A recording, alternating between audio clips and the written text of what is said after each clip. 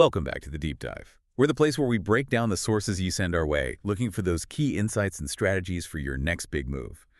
Today, I'm really keen to get into some core human stuff, how we connect, or maybe how we don't connect, online. And I'm ready to explore that with you. We're looking directly at the material you provided. And yeah, the topic feels incredibly timely. It's this paradox, isn't it? Our networks get bigger, but that feeling of real connection, it seems to be, well, shrinking.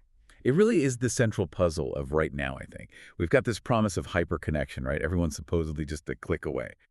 But so many people feel more isolated, less understood, honestly just lonely.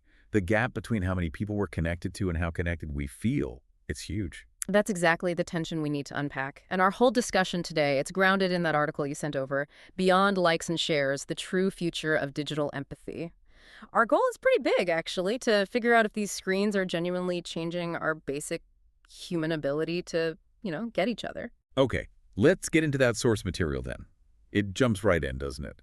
Defines the problem almost straight away. Yeah. We've kind of boiled down showing we care to the quickest, easiest thing possible. Precisely. It's like we've let the platform dictate how we show support. Online care becomes, well, it's distilled down to a single click, right? A like, a share, maybe that care emoji. It's super easy, yeah, but often there's not much depth behind it. And the source really nails why we do it. It's largely about social signaling, yeah? It's a performance for everyone else watching. You're not just telling the person, I care. You're broadcasting to your whole network, look at me, I'm a caring person. It's about image. That's the critical difference. We end up prioritizing looking empathetic over actually being empathetic, and this leads straight to what the article terms the paradox of hyperconnection. You get more digital ties, sure, but the emotional weight of those ties, it just lessens. So what's the actual psychological hit from that? Well, it's pretty significant. We pour all this energy into crafting these perfect online versions of ourselves, right? And seeing everyone else's highlight reel just makes our own messy reality feel worse. It actually fuels isolation and loneliness because you're constantly comparing your own, real life to these polished 2D versions online. Okay, so that's the behavioral fallout. But we have to talk about the mechanics because the platforms themselves aren't just neutral bystanders here. They're actively shaping this. Oh, absolutely. If you connect the dots, the way these platforms are built, it's all about dopamine-driven feedback loops. We get that little buzz when someone likes our post. The system rewards visible actions, likes, shares, comments, anything that keeps us clicking and engaged. And what kind of behavior does that reward system encourage? It ends up favoring sheer quantity of interaction over the actual quality of the connection. How many clicks can we generate? That becomes the goal. And that focus, often quite subtly, pushes aside authenticity. Because, let's face it, being thoughtful takes time. Reacting impulsively, that's fast. That makes total sense. Speed and visibility win. But hang on, let's flip this, because the source also mentions something kind of surprising.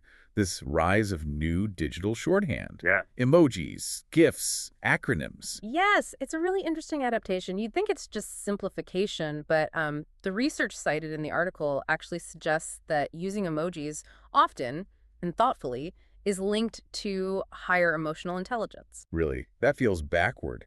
How come? Because when used well, they add back some of that missing emotional context. Plain text is just awful for conveying tone, right? Like a simple okay could mean anything. But add a smiley face or a shrug emoji or whatever, suddenly you've got nuance. It helps prevent misunderstandings. They're like little patches for the limits of text. It's like we're inventing a compressed emotional language just to cope with text-only communication. But here's the catch, isn't it? If the algorithms reward visibility, when does trying to add nuance become, well, performative empathy? That is the really tricky part, because algorithms get very good at spotting and rewarding the appearance of empathy, the stuff that gets clicks. So emojis and shorthand, which might start as genuine attempts at connection, can easily become just tools for the show. If engagement metrics are king, compassion risks becoming just another part of the performance. And we know where that road leads. That whole dynamic algorithms boosting engagement above all else that feeds right into filter bubbles and echo chambers.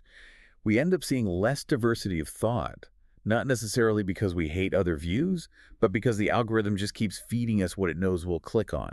It doesn't care if that helps us understand different people. Which brings us right to the heart of it. What the article labels the empathy gap. Why is it fundamentally harder to connect empathetically online? Right, let's break down those structural issues. What are the main things creating that gap? The sources point to three big ones. First, the audience effect. Basically, distance and anonymity make people bolder, often harsher. We type things online, quick, reactive things that we'd probably never say face to face. The screen acts like a shield. Yeah, I think we've all felt that one way or another. And the second driver, that seems even more basic to how humans talk. It's absolutely crucial, the loss of nonverbal cues. So much of our communication, maybe 70%, Right. right, is nonverbal. Without seeing facial expressions, hearing tone of voice, reading body language, misunderstandings happen constantly. We fill in the gaps, often negatively, because we're missing all that data we rely on offline. That's that flattening effect you mentioned. Hmm, Everything gets potentially interpreted in the worst way because there's no smile or gesture to soften it. exactly. And the third one is a very modern problem. Compassion fatigue. Just think about your news feed. We're hit with this constant stream of global suffering, conflicts, disasters, political fights. Our brains weren't really built to process the collective pain of billions scrolling past our eyes. We get overwhelmed, emotionally exhausted, and we start to detach. We just shut down. That's such a critical distinction. Offline, empathy is felt, it's physical. Online, it becomes more abstract, more imaginative. So the risk isn't that we stop caring entirely, but maybe we get better at caring about faraway stories and worse at connecting with the actual person, right next to us, or even just on the other side of the screen. We might become better storytellers about suffering, but perhaps less attuned to lived immediate experiences. Okay, so the gap is definitely real. But the article doesn't just leave us there, thankfully. If the problem is partly mechanical, partly habit, then we can change the habits. The source offers some real practical steps to encourage genuine digital empathy. It's about moving from just passive scrolling to more active, thoughtful interaction. And that shift really requires being intentional. It means making your online actions line up with your actual values. You have to realize every click, every comment is a choice. Yeah, and the habit I really liked was the power of the pause. This simple idea changes everything. It highlights the huge difference between a reaction, that instant emotional gut response, and a response which is considered calmer, more constructive. Could you maybe walk us through that? Like, what does the pause actually look like online? Okay, imagine you see a comment online about something sensitive, and it just makes you instantly angry or defensive. Your first impulse is to fire back, right? The pause means you literally stop. Maybe close the app for a few minutes, then come back, reread it, and instead of just defending your position, you try to craft a response. Something that aims to understand or clarify, not just score points.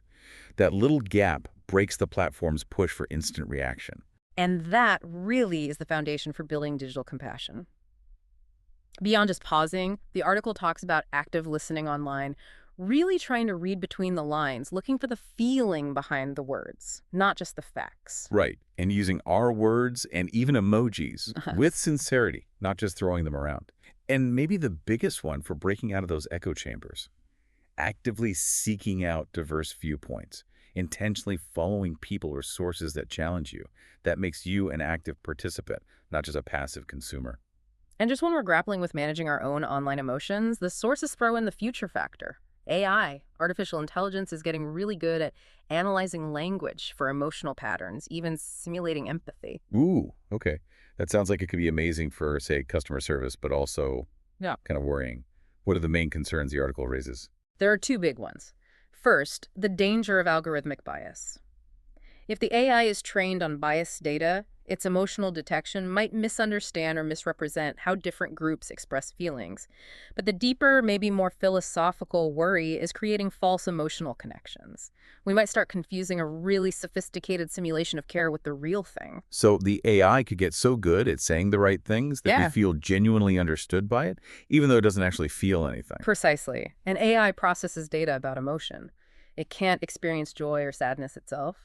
And realizing that the machine is only mimicking well, that should push us as humans to really value what makes our empathy unique. That shared felt experience, the vulnerability. So pulling it all together for the listener, if we want real digital empathy, the answer, maybe counterintuitively, involves strengthening our offline connection. Absolutely. Technology should support our real-world relationships, not replace them. That means making time for face-to-face stuff, especially for important conversations or big life moments.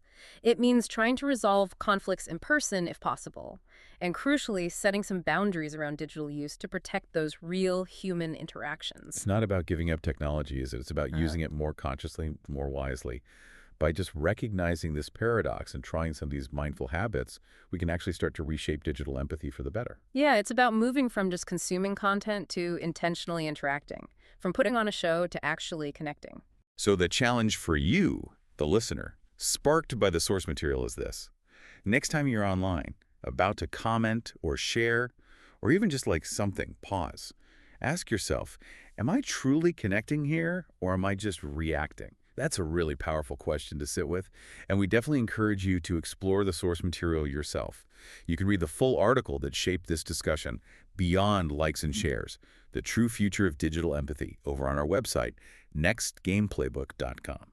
And while you're on the site, check out related posts like, Are we living in a simulation? Or The Power of Enough? We're always exploring strategies and big ideas relevant to your next big move. Yeah, and please, if you found this useful, like, share, and subscribe to The Deep Dive on YouTube, Apple Podcasts, Spotify, wherever you get your podcasts. If this sparked some thoughts, drop a comment on the website about digital empathy. Oh, and subscribing to the Next Game Playbook newsletter. That's definitely the best way to get these insights delivered right to you. Thanks so much for joining us as we explored connection in this digital age. Remember, the Deep Dive brings you new analyses regularly, always focused on strategies, big ideas, and insights for creators, innovators, and founders looking to succeed. We'll catch you next time. Stay curious, try to stay engaged meaningfully, and keep those connections real.